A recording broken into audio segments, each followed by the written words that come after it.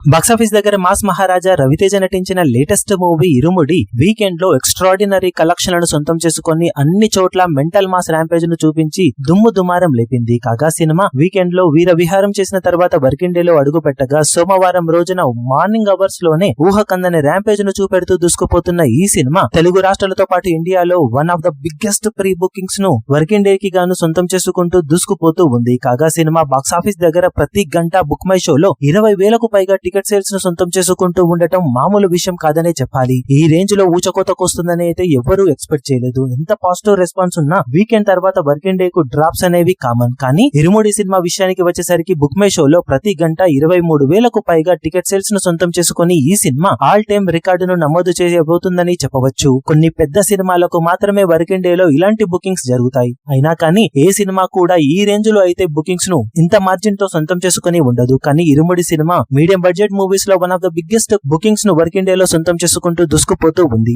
Box office దగ్గర చాలా centres లో వర్కింగ్ డే అయినా కానీ సినిమాకు ఈ రోజు హౌస్ ఫుల్ బోర్డ్స్ పడుతూ ఉండటం విశేషం. దాంతో వీకెండ్ తో పాటు వర్కింగ్ డే లో కూడా సినిమా హోల్డ్ మరో లెవెల్లో కొనసాగుతూ ఉన్న నేపథ్యంలో బాక్సాఫీస్ దగ్గర ఈ సినిమా చరిత్రకెక్కే రికార్డులను ఇక సొంతం చేసుకోవడం ఖాయంగా కనిపిస్తూ ఉందని చెప్పాలి. మొత్తం మీద సినిమా వీకెండ్ లో డబుల్ బ్లాక్ బస్టర్ హిట్ గా నిలవగా ఇక లాంగ్ రన్ లో ఊహకందని లాభాలను దక్కించుకోవడం ఖాయంగా కనిపిస్తూ ఉంది.